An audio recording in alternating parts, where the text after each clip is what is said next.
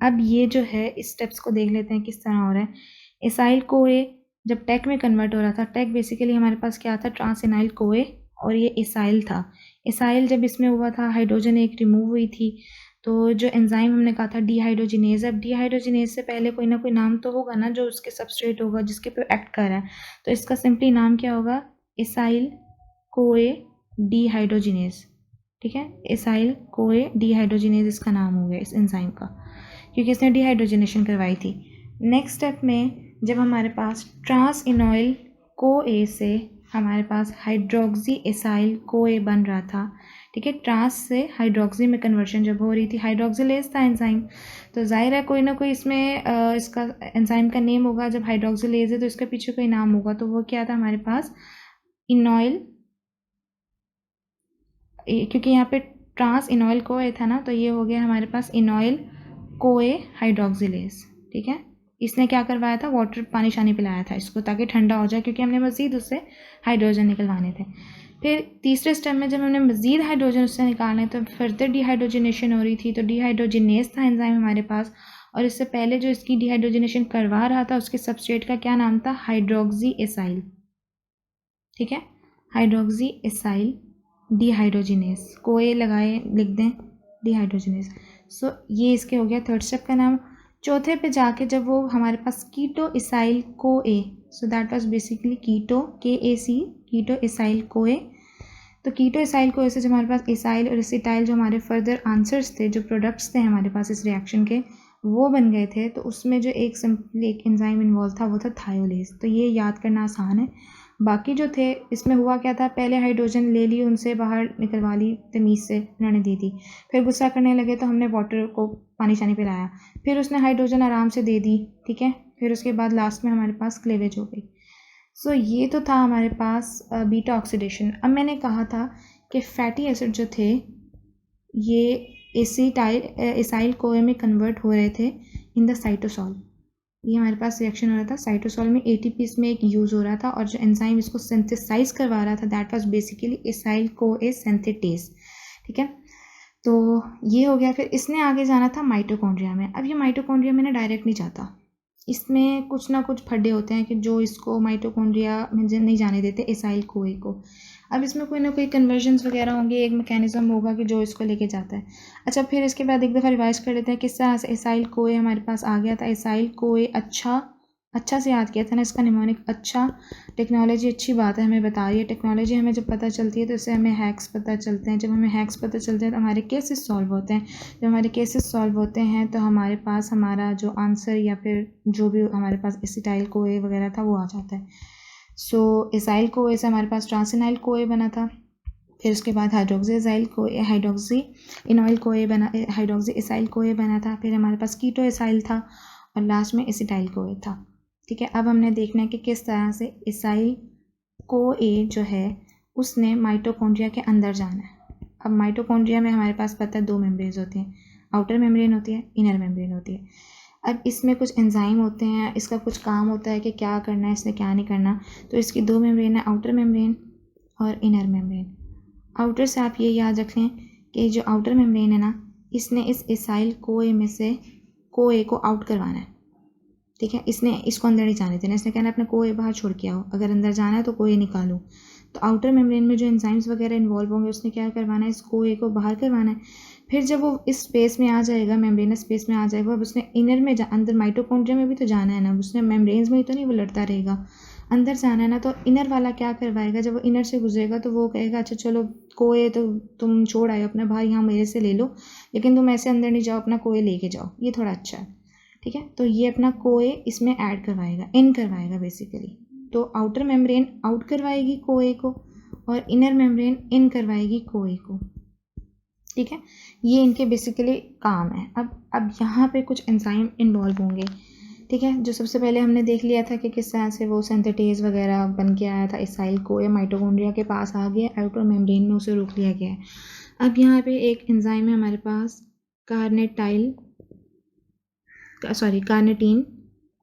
Carnitine पाल्मोटाइल transferase 1, और दूसरा है इसी तरह कार्निटाइन पाल्मिटाइल ट्रांसफेरेज 2 CPT1, इसको कहते हैं CPT1, इसको कहते हैं CPT2। बेसिकली ये नाम इनके कैट होते हैं।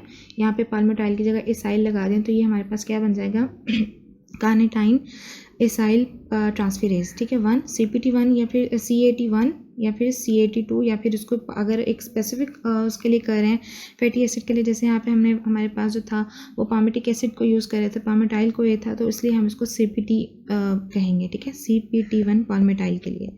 सो CPT1 एंड CPT2।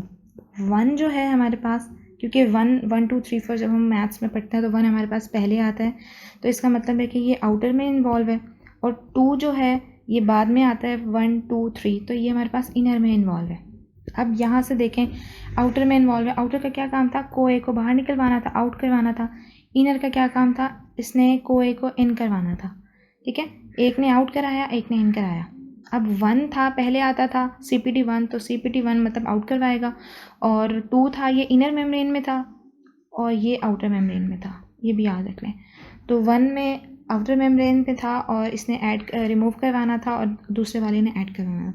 अब बेसिकली होगा क्या हमारे पास, एसाइल को ए आया आउटर मेम्ब्रेन के पास, ठीक है। अब उसने क्या किया है, CPT1 एंजाइम उसने इस्तेमाल किया है और क्या किया है, एसाइल कोए में से उसका कोए निकाल के बेचारे का सिर्फ एसाइल रह गया, कोए उसने आउट करवा दिया, ठीक है, कोए उसने बाहर निकलवा दिया, रह के गया हमारे पास एसाइल। अब क्या होगा, ये एसाइल जो है ना ऐसे मारा मारा सा बेचारा फिर रहा है, लवारिश होके फिर रहा है। अब इसमें क्या होगा, साथ ही साथ ना ये काम ये करवाता है कि चलो अब तुम ऐसे नहीं फिरो, मेरे से ना कार्निटीन ले लो, ठीक है। तो कार्निटीन भी दे देता है उसको कि चलो अब कोई तो तुम्हारे पास नहीं है तो तुम ये एसाइल को कहता है कि तुम कार्निटीन ले लो। तो ये फिर हमारे पास जो कंपाउंड बनता है वो बनता है एसाइल कार्निटाइन, ठीक है। ये किसने करवाया सारा काम, CPT1 ने, ठीक है। 1 जो कि आउटर में था, और जो आउटर में था तो मतलब है इसने आउट करवाया है, और साथ साथ कोए को आउट करवाया, तो अपना इसने कार्निटीन को ऐड भी कर दे दिया कि चलो ले लो तुम कुछ ना कुछ, ठीक है। तो ये अब हमारे पास आ गया एसाइल कार्निटाइन। अब क्या होगा, इसको हमने लेके जाना है इनर मेम्ब्रेन तक, माइटोकॉन्ड्रिया के अंदर लेके जाना है, ठीक है। इनर मेम्ब्रेन में अब जब ये माइटोकॉन्ड्रिया के अंदर जा रहा है, ये मेम्ब्रेन के पास आ रहा है, पहले तो ज़ाहिर है मेम्ब्रेन आएगी, फिर माइटोकॉन्ड्रिया आएगा अंदर जो उसका मैट्रिक्स वगैरह है। तो यहाँ पर इसके एक एंजाइम है जो इसको ट्रांसलोकेट करवा रहा है बेसिकली, तो जो ट्रांसलोकेट करवा रहा है तो इसका नाम होगा कोई ना कोई ट्रांसलोकेशन से रिलेटेड। सो बेसिकली कंपाउंड क्या है हमारे पास, एसाइल कार्निटाइन, ठीक है, एसाइल कार्निटाइन, और उसकी क्या हो रही है, ट्रांसलोकेशन, और साथ साथ जो उसका ये भी देखते हैं हम किस तरह से। पहले तो हम इतना याद रख लेते हैं, एसाइल कार्निटाइन की ट्रांसलोकेशन हो रही है किस तरह, एसाइल कार्निटाइन ट्रांसलोकेज करवा रहा है इसको यहाँ तक लेके आने में इनर में। और इससे पहले हम सिंपल लगा देंगे कार्निटाइन, क्योंकि है तो ये एंजाइम कार्निटाइन के वही ना। तो अब ये क्या नाम बन गया इसका, कार्निटाइन एसाइल कार्निटीन ट्रांसलोकेज, ठीक है, ठीक है। ये ट्रांसलोकेज ने लेकर आ गया। अब ये जो हमारे पास माइटोकॉन्ड्रियल के इनर मेम्ब्रेन में आ गया। अब यहाँ पे क्या होगा, दूसरा एंजाइम था जो इनर के पास था CPT2, ये क्या करवाएगा, इसने इसको इसका कोए वापस देगा और अपना कार्निटाइन उससे ले लेगा कि चलो जाओ अब तुम आने वाले हो तो चलो मैं तुम्हारे साथ ये कर सकता हूँ कि तुम्हारा कोए तुम्हें वापस कर देता हूँ और अपना कार्निटाइन अपने पास रख लेता हूँ, ऐड करवा देता हूँ तुम्हारा कार्निटाइन। ट्रांसलोकेज उसे लेकर आ गया यहाँ पे। अब CPT2 क्या करेगा, जो हमारे पास एसाइल कार्निटाइन आया था उसमें इसका कोए वापस दे देगा और ये बना देगा एसाइल को ए और अपना कार्निटाइन वापस निकलवा लेगा इससे भी, ठीक है। अपना कार्निटाइन वापस निकलवा लिया और उसका कोए उसको वापस दे दिया। तो CPT2 ने क्या किया, उसको उसका कोए वापस किया और उसको कार्निटाइन उससे ले लिया। अब हमारे पास जब उसने कार्निटाइन ले लिया तो फाइनली जो हमारे पास बचा है वो है एसाइल को ए, जो कि शुरू में माइटोकॉन्ड्रिया के पास आया था माइटोकॉन्ड्रिया के पास आना था, जिसे आना चाहिए था साइटोसोल से, लेकिन उसमें बीच में क्योंकि कार्निटाइन शटल इन्वॉल्व हुआ था, इस सारे प्रोसेस को कार्निटाइन शटल भी कहते हैं, क्योंकि इसमें ये सारा प्रोसेस इन्वॉल्व होना था और किस तरह से इसको माइटोकॉन्ड्रिया के अंदर लेकर आना था, सो उसके लिए ये सारा प्रोसेस हुआ था।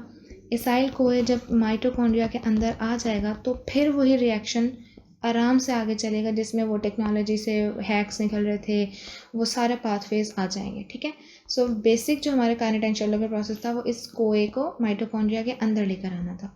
ठीक है, तो इस वीडियो के इसके लिए इतना ही। इसमें हम लोगों ने बीटा ऑक्सीडेशन को डिस्कस किया था कि किस तरह से हमारे पास बीटा ऑक्सीडेशन हो रही थी। इसमें हमारे पास बेसिकली इसका है क्या, बीटा ऑक्सीडेशन से हमें क्या, इसका आउटपुट क्या है, तो हमें बेसिकली एनर्जी मिल रही है, FADH2 मिल रहा है, हमें NADH2 मिल रहा है। ये फर्दर आगे जब इसकी होती है तो हमें इनसे आगे ATPs मिलते हैं। ठीक है, लेकिन यहाँ पे जब हमने एनर्जी करेंसी की बात की थी ना, तो उन स्टेप में सबसे पहले हाइड्रोजन हमें चाहिए था उससे, तो जो हाइड्रोजन हमें चाहिए था ना वो बेसिकली FADH2 को देना था हमने। फिर हमने उसको पानी पिला के ठंडा किया था कि चलो तुम अभी ठंडे हो जाओ, अभी दोबारा हमने तुमसे मांगना है। तो फिर जब हमने पानी पिला दिया था, हाइड्रोक्सिलेशन कर दी थी, फर्दर नेक्स्ट स्टेप में हमने जब उससे दोबारा हाइड्रोजन लेना था तो वो हाइड्रोजन हमें इस NAD को देना था, NAD को देना था और NADH बना देना था। तो ये स्टेप्स थे बीटा ऑक्सीडेशन के, और हमने इसके निमोनिक्स भी देखे, इसके एंजाइम्स के नाम भी देखे कि किस तरह से इसको याद कर सकते हैं। तो अब तक के लिए इतना ही। Thank you so much.